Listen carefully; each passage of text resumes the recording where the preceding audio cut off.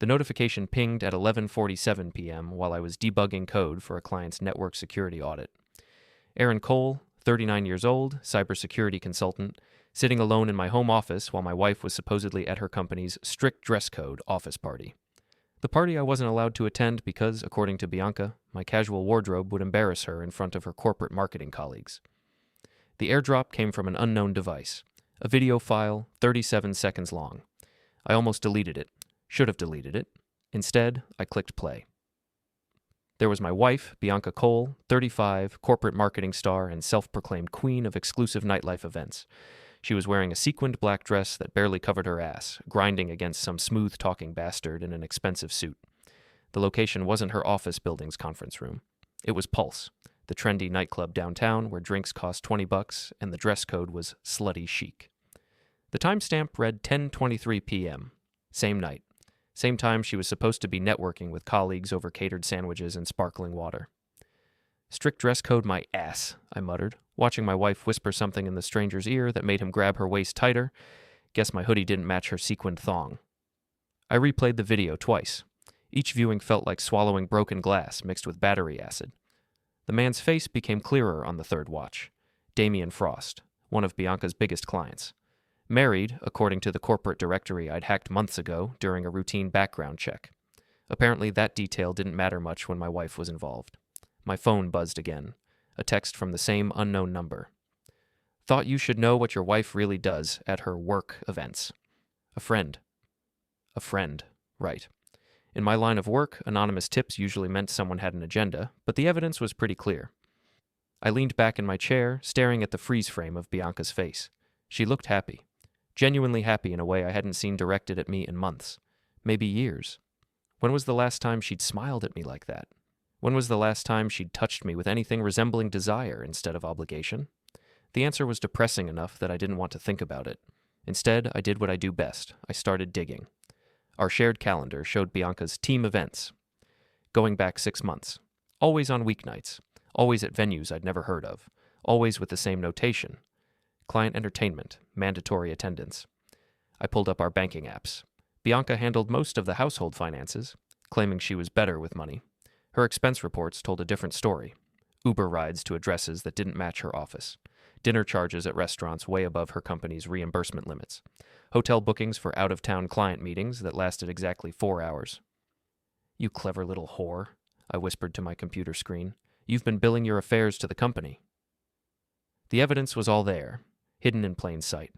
Bianca had been running a side business, getting involved with clients and billing it as corporate entertainment. The only question was how long this had been going on and how many people knew about it. I grabbed my jacket and car keys. It was 2:17 a.m., but I needed to see this for myself. The drive to Pulse took 12 minutes. Bianca's silver BMW was parked crooked across 2 spaces in the back lot, like she'd been too drunk or too horny to care about basic motor skills. The license plate I'd helped her pick out, MAR KTNG1, looked pathetic under the flickering streetlight. I pulled a key from my pocket. Not a car key, a house key, sharp enough to leave a message. I carved 4 words into the paint on her driver's side door. Nice dress code snake. Then I sat in my car and waited. They stumbled out at 3:22 a.m., Damian's hand firmly planted on my wife's ass as they made their way to her car. Bianca was laughing at something he'd whispered, the sound carrying across the empty parking lot like nails on a chalkboard. She saw the scratches immediately. Her shriek of rage could have shattered windows. "What the hell? Who did this? Oh my God, my car!" Damian tried to calm her down, but Bianca was beyond reason. She was spinning in circles, looking for the culprit, her sequined dress riding up with each turn. If the situation hadn't been so pathetic, it might have been funny. I started my engine and drove home, leaving them to figure out their own ride. Back in my office, I found another video waiting. This one showed Bianca at the bar, drunk off her ass, bragging to her friend Nina about being free tonight, and how Aaron has no idea what I'm really up to. That's when something inside me snapped. Not broke, snapped, like a rubber band stretched too far, too fast. I'd spent 15 years being the quiet, supportive husband. The guy who worked late so Bianca could chase her corporate dreams. The guy who stayed home from parties because he didn't fit her image. The guy who pretended not to notice when she started coming home later and later, smelling like expensive cologne that wasn't mine. Well, screw that guy. He was gone now. I opened a new browser window and started researching Damian Frost. Corporate executive, married to a pediatric surgeon, 2 kids in private school, house in the suburbs worth $1.2 million. He had a lot to lose. So did Bianca. So did everyone who'd helped them. I cracked my knuckles and got to work. If my wife wanted to play games, I'd show her what a real player looked like. I wouldn't be the quiet loser anymore. I was going to burn it all down. The next morning, Bianca came home looking like she'd been hit by a truck full of regret. Her makeup was smeared, her dress wrinkled, and she was carrying her heels instead of wearing them. She found me in the kitchen, drinking coffee and reading the news like nothing had happened. "Someone vandalized my car," she announced, like she expected me to drop everything and comfort her. "That sucks," I said without looking up from my tablet. "Any idea who might have done it?" "No, but I'm calling the police. This is criminal damage. Whoever did this is going to pay." I almost laughed. The balls on this woman were impressive. Maybe it was someone from the party. You know how those corporate events can get wild. Bianca's face went pale. "What do you mean?" "Nothing. Just that office parties can bring out the worst in people, especially when there's drinking involved." She stared at me for a long moment, trying to read my expression. I kept my face neutral, a skill I'd perfected during years of poker games with my old hacker buddies. "I'm going to shower," she said finally. "We'll talk about this later." "Sure thing, honey. Take your time." The moment I heard the water running, I was back on my laptop. I had work to do. My first stop was Morris Mo Klein, my old college roommate who now owned a boxing gym in the city's grittier district. Mo had always been the guy you called when you needed something handled quietly. Not illegal stuff. Mo was too smart for that. But the kind of gray area favors that required creativity and balls. I found him at his gym, training a kid who looked like he could bench press a car. "Aaron Cole," Mo grinned, wrapping me in a bear hug that nearly cracked my ribs.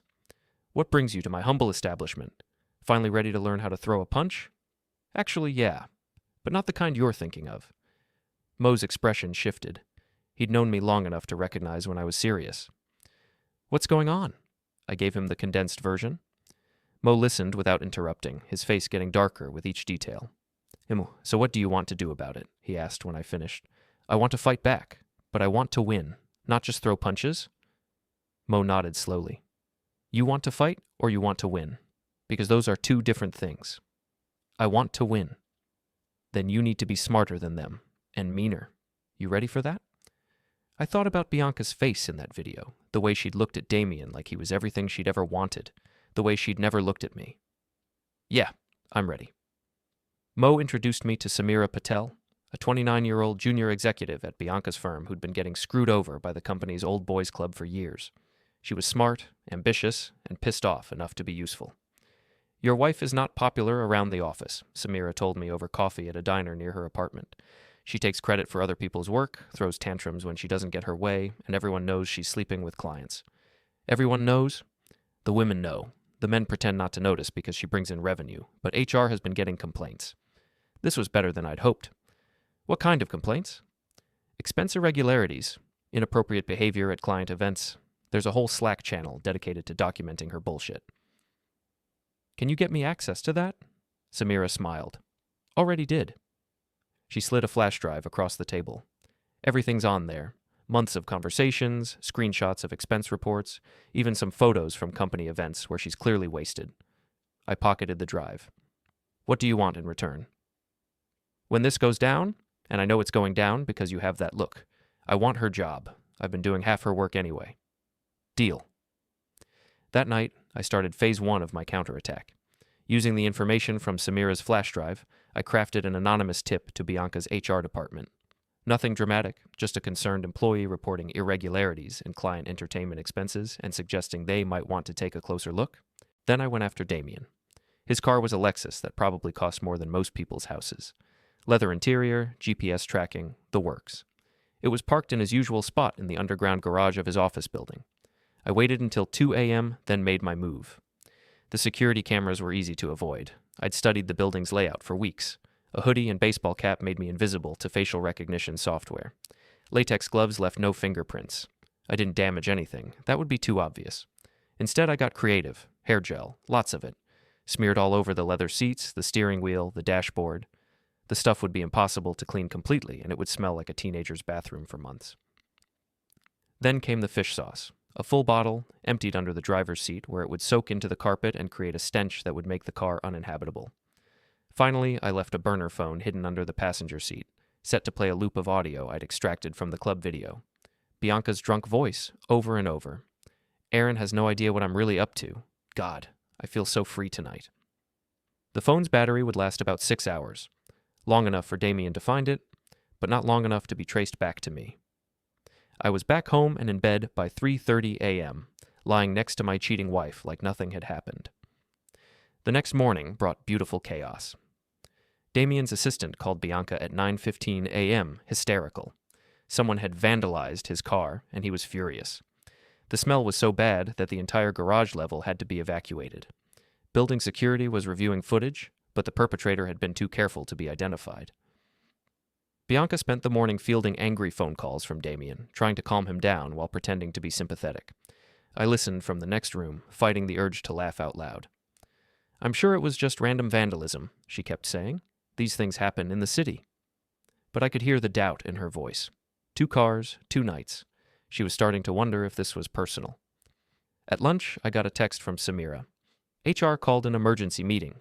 They're auditing all client entertainment expenses from the last 6 months. Bianca looks like she's about to throw up. Perfect. That afternoon, Bianca came home early, her face pale and her hands shaking. "Bad day at the office?" I asked innocently. "Someone's been filing complaints about me. HR is doing an investigation." "What kind of complaints?" "Bullshit stuff. Expense irregularities. They're saying I've been falsifying reports." I looked up from my laptop with what I hoped was a concerned expression. "Have you?" The question hung in the air like a loaded gun. Bianca's face went through several emotions: surprise, anger, fear, calculation. "Of course not," she said finally. "This is obviously someone trying to sabotage me, probably Nina. She's always been jealous of my success." Nina, Bianca's best friend and partner in crime, the woman who'd been covering for her affairs and helping her come up with alibis. If Bianca was ready to throw Nina under the bus, their friendship was more fragile than I'd thought. "I'm sure it'll work out," I said. "The truth always comes out eventually." Bianca stared at me for a long moment, like she was trying to read my mind, but I'd had years of practice hiding my thoughts from her. "Yeah," she said slowly. "It always does." That night, she stayed home for the first time in weeks. We ate dinner together, watched a movie, even had a conversation that didn't end in an argument. For a few hours, I almost remembered why I'd fallen in love with her. But then, she got a text message that made her face light up in a way that had nothing to do with me. She tried to hide her reaction, but I saw it. The little smile, the way her fingers lingered on the phone screen. The moment was over. I excused myself to the bathroom and checked the tracking app I'd installed on her phone weeks ago. The text was from Damien. "Can't wait to see you tomorrow night. The usual place." The usual place. They had a usual place. I flushed the toilet and went back to the living room, where Bianca was pretending to watch the movie. "Everything okay?" I asked. "Fine, just work stuff." I nodded and settled back into my chair. Tomorrow night, I'd be ready for them. The usual place turned out to be the Riverside Motel, a dive on the outskirts of town that rented rooms by the hour and didn't ask questions. I'd followed them there twice before, gathering intelligence, learning their patterns. They always used room 237. Always arrived separately, Bianca first, then Damien 10 minutes later. They usually stayed for 2 hours, sometimes 3 if Damien didn't have to get home to his wife and kids. Tonight was different. Tonight, I was going to make them famous. I arrived an hour early and set up my equipment. A high-definition camera with a telephoto lens, positioned across the street with a clear view of the motel's parking lot. A portable Wi-Fi hotspot connected to a laptop running facial recognition software. And my secret weapon, a fire alarm override device I'd built using components from my cybersecurity toolkit. Bianca pulled up at 8:47 p.m., wearing a trench coat that probably cost more than most people's rent. She looked around nervously before heading to room 237, like she was finally starting to understand that someone was watching. Damien arrived 12 minutes later, cocky as ever. He didn't bother looking around. Men like him never thought they'd face consequences for their actions. I waited 30 minutes, long enough for them to get comfortable. Then I activated the fire alarm. The sound was deafening, even from across the street. Within seconds, guests were pouring out of rooms, half-dressed and panicking. The motel's ancient sprinkler system kicked in, soaking everyone who wasn't fast enough to grab their clothes. Bianca and Damien stumbled out of room 237 wearing nothing but towels, their faces a perfect mixture of confusion and terror. Other guests were shouting, pointing, taking pictures with their phones. Someone called the fire department. I captured it all in glorious high definition. My wife, the corporate marketing star, standing in a motel parking lot in a wet towel while her married lover tried to shield his face from the cameras. The fire department arrived within minutes, followed by police and an ambulance. They found no fire, of course, just a malfunctioning alarm system that had somehow triggered every sprinkler in the building. Bianca and Damien were questioned separately. They claimed to be business associates who had been discussing a client proposal when the alarm went off. The cops didn't buy it, but they couldn't prove anything. I packed up my equipment and drove home, whistling. The next morning, I found an email in my inbox from an anonymous account. The subject line read, "Thought you might enjoy this." It was the video I'd taken, uploaded to a file-sharing service and ready to be distributed. The sender had included a note. "Your wife is quite the performer. Shame about her choice in venues." I stared at the screen for a long moment, then forwarded the email to myself from a different account. Now I had plausible deniability, just a concerned husband who'd received shocking footage from an unknown source. I sent copies to Nina, Bianca's boss, and 3 of her biggest clients. Then I sat back and waited for the fireworks. They started at 10:23 a.m. Nina called first, her voice shaking with what sounded like genuine shock. "Aaron, I just got the most horrible video. Someone's spreading lies about Bianca. You need to know that she would never—" "I saw it," I cut her off. "Someone sent it to me, too." "It has to be fake. Deepfake technology, right? You work in cybersecurity, you must know about that stuff." "I ran it through every detection algorithm I have. It's real, Nina." Silence. Then, "Oh God. Oh my God. Aaron, I'm so sorry. I had no idea she was—" "Didn't you?" I asked quietly. "Because I've been thinking about all those girls' nights and work events. All those times you covered for her. Are you sure you didn't know?" Another long silence. When Nina spoke again, her voice was barely a whisper. "I thought you knew. I thought you had some kind of arrangement." "An arrangement. An open marriage or something. She always talked about you like you were more of a roommate than a husband. I just assumed—" I hung up. Bianca's boss called an hour later. Margaret Chen, Senior Vice President of Marketing, a woman who'd built her career on maintaining the company's reputation. "Mr. Cole, I'm calling about a video that's been circulating. I want you to know that we take these allegations very seriously." "What allegations?" "The footage appears to show your wife engaged in inappropriate behavior with a client. If these allegations prove true, there will be consequences." "I understand. I'm just as shocked as you are." "We'll be conducting a full investigation. In the meantime, Mrs. Cole has been placed on administrative leave." I thanked her for calling and hung up, feeling something that might have been satisfaction. Bianca came home at 2:15 p.m., her face red with rage and humiliation. "Someone's trying to destroy me," she announced, slamming her purse down on the kitchen counter. "That video is everywhere. My boss, my clients, even my sister saw it." "I'm sorry," I said, and part of me actually meant it. "This must be devastating for you." "Devastating? Aaron, my career is over. 15 years of building my reputation, and some creep with a camera destroyed it in one night. Maybe it'll blow over. People have short memories." Bianca laughed, but there was no humor in it. "You don't understand. Margaret suspended me. They're auditing all my accounts. If they find anything—" She stopped herself, but I caught the implication. "If they find what?" "Nothing. Just, you know how corporate investigations work. They'll twist everything to make me look guilty." I nodded sympathetically, but inside I was celebrating. The audit would find plenty. Months of falsified expense reports, client entertainment charges for personal expenses, hotel bills for afternoon affairs. Bianca had been sloppy, confident that no one would ever look too closely at her books. That confidence was about to cost her everything. That evening, Damien showed up at our house. I answered the door to find him standing on my porch, his expensive suit wrinkled and his usually perfect hair disheveled. He looked like a man who'd been backed into a corner. "We need to talk," he said. "I don't think we do. This affects both of us. Someone's targeting us, and we need to figure out who." I stepped outside and closed the door behind me. No need for Bianca to hear this conversation. "You think someone's targeting you specifically?" "The car, the motel, the video, this isn't random. Someone knows about us and they're trying to destroy us." "Us?" I let some anger creep into my voice. "There is no us, Damien. There's you, sleeping with my wife. There's her, betraying 15 years of marriage. And there's me, trying to figure out what's left of my life." Damien had the decency to look ashamed, but only for a moment. "Look, I know this is messed up, but right now we need to focus on damage control. My wife is asking questions. Your wife's job is on the line. We need to present a united front." "A united front," I repeated slowly. "You want me to help cover up your affair with my wife." "I want us to be smart about this. If we work together—" I pulled out my phone and started recording. "Say that again, about working together to cover up your affair."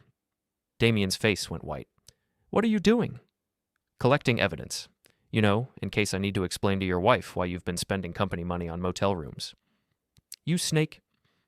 "I'd be careful about making threats, Damien. I'm recording everything, and I've got a lot more dirt on you than you might think." He stared at me for a long moment, probably calculating his options. Then his shoulders sagged in defeat. "What do you want?" "I want you to stay away from my wife. I want you to tell your company that you're ending your business relationship with her firm, and I want you to disappear from our lives completely." "And if I don't?" I smiled, and it wasn't a nice smile. "Then your wife gets a very interesting video, along with copies of all your expense reports and hotel receipts. How do you think a pediatric surgeon would feel about her husband using company money to cheat on her?" Damien left without another word. I went back inside to find Bianca waiting in the living room, her face pale with worry. "What did he want?" "To apologize," I said, "and to let you know that his company is ending their contract with your firm." The color drained from her face completely. "They're dropping us?" "Apparently the scandal is too much for them to handle, bad for their reputation." Bianca sank into her chair like all the air had gone out of her. "This is a nightmare. This is a nightmare." I sat down across from her and tried to look sympathetic. "Maybe it's for the best. Maybe this is a chance for you to start over, be honest about what you want." "What I want?" She looked at me like I'd suggested she set herself on fire. "I want my life back. I want my job back. I want whoever did this to pay." "And what about us? What about our marriage?" For the first time in months, Bianca really looked at me. Not through me, not past me, but at me. "I don't know," she said finally. "I honestly don't know." It was the most honest thing she'd said to me in years. The next few days brought a parade of consequences that would have been satisfying if they weren't so pathetic to watch.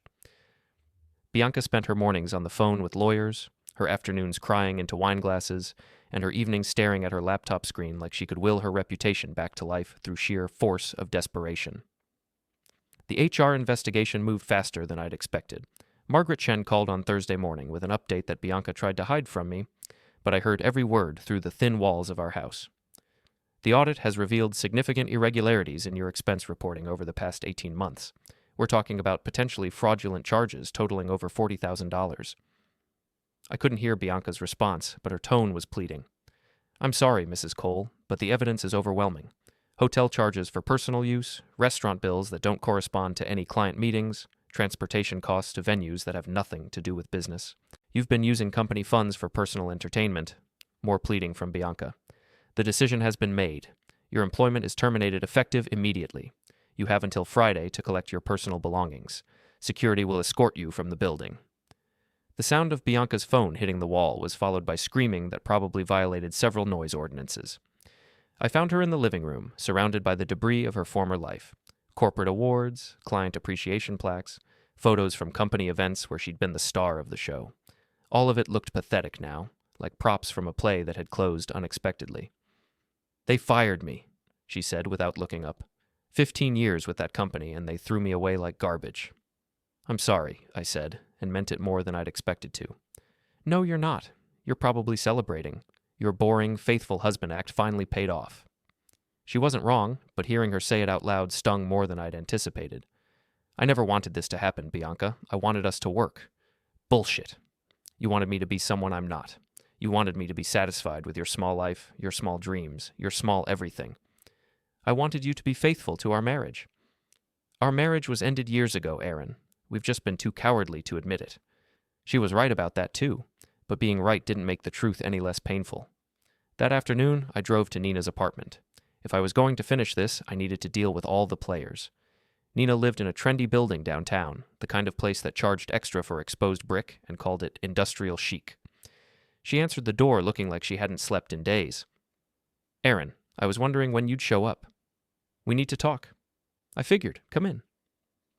Her apartment was exactly what I'd expected. Expensive furniture, abstract art, and enough wine bottles to stock a liquor store. Nina had always been high maintenance, but now she just looked desperate. "I suppose you want an explanation. she said, pouring herself a glass of red wine without offering me any. I want the truth. How long have you been covering for her? Nina took a long sip of wine before answering. About a year, maybe longer. And you never thought to tell me? It wasn't my place. Besides, like I said on the phone, I thought you knew. Bianca always talked about you like you were detached. Like you didn't care what she did as long as she didn't bother you. That's what she told you? That's what she showed me. You never came to events, never seemed interested in her work, never acted like a man who was in love with his wife. I wanted to argue, but there was enough truth in her words to make them hurt. So you helped her cheat? I helped her be happy. For the first time in years, she was actually happy. With Damien. Nina's face darkened. Damien's a piece of shit. I told her that from the beginning. But you still covered for her. I covered for her because she's my friend, because I've watched her suffocate in this marriage for years, because I thought she deserved a chance to feel alive again. And now? Nina finished her wine and poured another glass. Now I think we're all messed. She wasn't wrong, but she wasn't as messed as she was about to be. There's something else you should know, I said, about your relationship with Margaret Chen. Nina's face went pale. What about it? I know you've been sleeping with her. I know about the hotel meetings, the business trips that aren't really business trips, the way she's been fast-tracking your promotions. That's not... I have photos, Nina. Hotel receipts, credit card records. Margaret's marriage is already hanging by a thread after her husband's gambling problem. How do you think she'll react when her wife finds out she's been having an affair with one of her employees? Nina set down her wine glass with shaking hands. What do you want? I want you to tell HR the truth about Bianca's expense fraud. I want you to admit that you helped her falsify reports and cover up her affairs. And I want you to do it tomorrow. If I do that, Margaret will throw me under the bus to save herself. Probably. But if you don't, I'll send everything I have to Margaret's wife, the company's board of directors, and the local business journal. Your choice. Nina stared at me for a long moment, like she was seeing me for the first time. You're not the man I thought you were. No, I agreed. I'm not. The next morning, Nina called Margaret and confessed everything. By noon, the story was all over the company. Margaret resigned to spend more time with her family. Nina was fired for ethics violations, and Bianca's reputation went from damaged to completely destroyed. But I wasn't done yet. That evening I drove to Mo's gym. I found him in the back office, going over books that probably contained more creative accounting than a Hollywood studio. You look like a man with a plan, he said when I walked in. I need to borrow your space tomorrow night, after hours. What for? A conversation, the kind that needs privacy. Mo studied my face for a moment, then nodded. Keys are in the usual place. Try not to make a mess on the mats. I'm not planning to hurt anyone. Famous last words, brother. Famous last words. The next day I sent a text to Damien from an untraceable number. We need to meet, tonight, 9 p.m. Address attached, come alone. I included the address of Mo's gym and a simple message. It's time to finish this. Damien showed up at 9:15, probably hoping I wouldn't wait. He found me in the main training area, wearing workout clothes and hand wraps. What is this? He asked, looking around nervously. This is where we settle things, man to man. I'm not fighting you, Aaron. That's insane. You're right. You're not fighting me. You're getting in that ring, and you're going to let me hit you until I feel better about you sleeping with my wife. Damien laughed, but there was no humor in it. You're out of your mind. Maybe, but I'm also the guy who destroyed your car, humiliated you at that motel, and cost you your biggest client. I'm the guy who has enough evidence to destroy your marriage and your career. So when I tell you to get in that ring, you might want to listen. Damien looked around the gym like he was calculating his chances of running. The exits were blocked by equipment, and I was standing between him and the door. What happens after? If I do this, are we even? We'll never be even, Damien. But if you take your beating like a man, I won't send that video to your wife.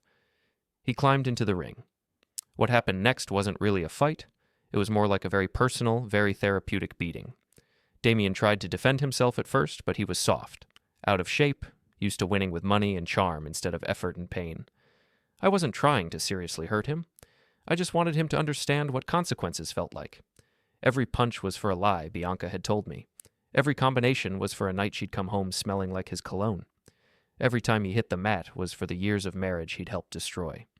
When it was over, Damien was conscious but humiliated. His expensive suit was torn, his face was bruised, and his confidence was completely shattered. "Are we done?" he asked. "We're done. But Damien, if I ever see you near my wife again, this will look like a friendly conversation." He left without another word. I cleaned up the gym and drove home, feeling something that might have been peace. Bianca was waiting for me in the living room, her face streaked with tears and mascara. "Damien called," she said. "He told me what you did." "Good. Saves me the trouble of explaining." "You beat him up. You actually beat him up like some kind of animal." "I gave him a lesson in consequences, something his parents should have done years ago." Bianca stared at me like she'd never seen me before. "I don't know who you are anymore. I'm the man you married. I'm just not the man you've been walking all over for the past few years." "What happens now?" I looked around our living room, at the life we'd built together and then systematically destroyed. "Now you pack your things. Now you find somewhere else to live. Now we get divorced and try to salvage whatever's left of our dignity." "Aaron, it's over, Bianca. We both know it's over. The only question is whether we end this with some kind of grace or if we keep tearing each other apart until there's nothing left." She nodded slowly, like she was finally accepting reality. "I'll start packing tomorrow." But I wasn't done yet. There was still one more move to make. 3 weeks later, I sent out invitations to a party, not just any party. A farewell celebration for Bianca, hosted at Skyline, the trendy rooftop bar downtown where she'd always dreamed of having her corporate events. The invitation list included everyone who'd played a role in our little drama: Nina, Margaret, Damien, Bianca's former clients, her boss, her colleagues, even a few neighbors who'd been gossiping about our marriage for months. The invitation was sent from Bianca's email account, which I'd accessed using passwords she'd never bothered to change. The message was perfectly crafted in her voice. "Dear friends and colleagues, as I transition to the next phase of my career, I wanted to gather everyone who's been part of my journey for one final celebration. Join me for drinks, dinner, and a few surprises at Skyline this Saturday at 8 p.m. This will be a night to remember, RSVP required. Bianca." I charged everything to her personal credit card, which was already maxed out but still technically active. The venue, the catering, the open bar, all of it billed to a woman who was about to discover that her financial problems were worse than she'd realized. Bianca found out about the party the same way everyone else did, through the invitation. She called me at work, her voice shaking with rage and confusion. "What the hell is this party, Aaron? I didn't plan any party." "Sounds like someone's playing a prank on you. Have you been checking your email security lately?" "Don't play dumb with me. You did this." "I've been working all day. You can check with my clients if you want." "This is going to cost thousands of dollars. Money I don't have." "Then you should probably cancel it." "I tried. They won't refund anything without 48 hours notice. The invitations already went out. People are expecting me to be there." I could hear the panic in her voice, and part of me almost felt sorry for her. Almost. "So go," I said. "Face the music. Own your choices." "Aaron, please, don't do this." "I'm not doing anything, Bianca. I'm just letting you deal with the consequences of your actions." Saturday arrived gray and cold, with the kind of wind that cuts through expensive clothing and makes everyone question their life choices. Perfect weather for a reckoning. I arrived at Skyline early, before any of the guests, and made sure everything was set up exactly as I'd planned. The venue was beautiful, floor-to-ceiling windows overlooking the city, elegant lighting, tables arranged for intimate conversation. It would have been perfect for the corporate celebration Bianca had always wanted. Instead, it was going to be her funeral. Mo showed up first, wearing an expensive suit that made him look like a bouncer for the mafia. "You sure about this, brother?" "Too late to back out now." "What do you need me to do?" "Just make sure nobody leaves until I'm finished talking." Samira arrived next, looking nervous but determined. "I still can't believe you're actually doing this." "Believe it? How's the new job, by the way?" She smiled. Margaret's replacement offered me Bianca's old position yesterday. Apparently my work on the expense audit impressed her. "Congratulations, you earned it." The other guests trickled in over the next hour. Nina, looking like she'd aged 10 years in 3 weeks. Damien, his face still showing faint bruises from our gym session. Margaret, who'd somehow managed to keep her marriage together but lost her job and most of her reputation. Various colleagues and clients, all curious about what Bianca had planned for her farewell.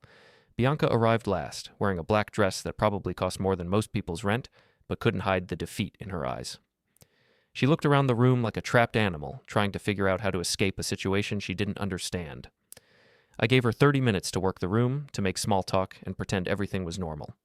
Then I walked to the small stage area where the venue's sound system was set up. "Ladies and gentlemen, if I could have your attention, please?" The room went quiet.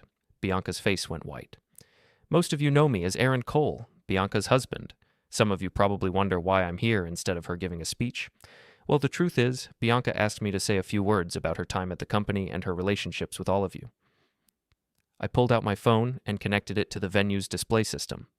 The large screen behind me lit up with a photo of Bianca and Damien from the motel parking lot, both of them in towels, looking exactly like what they were.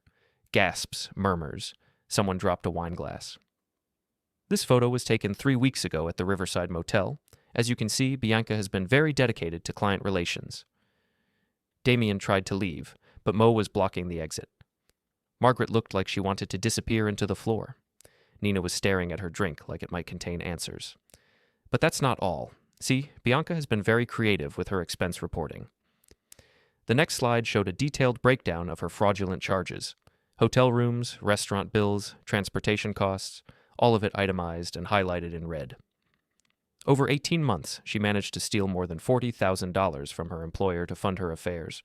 That's not including the gifts she bought for her lovers using the company credit card. I clicked to the next slide. Photos of expensive watches, jewelry, and clothing that Bianca had purchased for Damien and charged to client entertainment. Of course, she didn't do this alone. She had help from her friend Nina, who's been having her own affair with their boss, Margaret Chen. More photos, hotel receipts, credit card statements, text message screenshots that left no doubt about what had been happening. The room was completely silent now, except for the sound of Bianca crying. But here's my favorite part. I continued, clicking to the final slide. The expense report from last month, where Bianca charged $1,000 in adult toys to team-building exercises. I have to admit, that's creative accounting. Copies of the expense report fluttered down from the ceiling, courtesy of a system I'd rigged earlier. People scrambled to catch them, read them, passed them around. Bianca was sobbing now, her makeup running down her face in black streams. "Aaron, please, stop this." "Why? This is what you wanted, isn't it? A big party where you're the center of attention? Where everyone can see how successful and sophisticated you are." Damien made another attempt to leave, but Mo just smiled and shook his head. "Party's not over yet, friend." I walked down from the stage and stood in front of Bianca, who was shaking like a leaf in a hurricane. "The thing is, Bianca, you were right about our marriage being over. You were right about me being small and boring and not good enough for your grand ambitions, but you were wrong about one thing." "What?" "You thought I'd just take it. You thought I'd be the quiet, faithful husband who'd let you walk all over him forever. You thought I didn't have the balls to fight back." I gestured to the room full of people staring at her with mixtures of shock, disgust, and pity. "How'd that work out for you?" Detective Paul Rizzo walked into the room, his badge visible on his belt. I'd called him an hour earlier with an anonymous tip about corporate extortion happening at the party. "Damien Frost?" Rizzo said. "You're under arrest for blackmail and corporate extortion." Damien's face went white. "What? I didn't—" "We have recordings of you threatening Mrs. Cole and demanding money to keep quiet about her affairs. That's felony extortion in this state." I'd been busy during those 3 weeks, very busy. As Rizzo cuffed Damien and read him his rights, Margaret fired Bianca on the spot. Not that she had a job to be fired from anymore. The clients walked out without a word. Nina tried to approach Bianca, but my soon-to-be ex-wife just shook her head. "Don't," Bianca whispered. "Just don't." The room cleared quickly after that. Nobody wanted to be associated with the carnage they'd witnessed. Within minutes, it was just me, Bianca, and Mo. "The bill for tonight is $4,700, I told her. "It's already been charged to your credit card. You might want to call your bank." Bianca looked up at me with red, swollen eyes. "Why? Why did you do this?" "Because you destroyed our marriage and tried to make me feel like it was my fault. Because you stole money and lied and cheated and thought you were too smart to get caught. Because you needed to learn that actions have consequences. I've lost everything. Yeah, you have." She stood up slowly, her legs shaking. "I hope you're happy." "I'm not happy, Bianca, but I'm free, and that's enough." She walked toward the exit, then stopped and turned back. "What happens now?" "Now you figure out how to rebuild your life without destroying other people's. Now you learn to live with the choices you made. Now you grow the mess up." Bianca nodded once, then walked out of the room and out of my life. Mo and I stood there for a moment, looking out at the city lights through the floor-to-ceiling windows. "Feel better?" he asked. "Ask me tomorrow." But as I watched my wife disappear into the night, her world in ashes behind her, I realized that I did feel better. Not happy exactly, but clean. Like I'd finally washed off years of accumulated lies and humiliation and self-doubt. I'd been the quiet husband for 15 years. The understanding one. The one who made excuses and looked the other way and pretended everything was fine.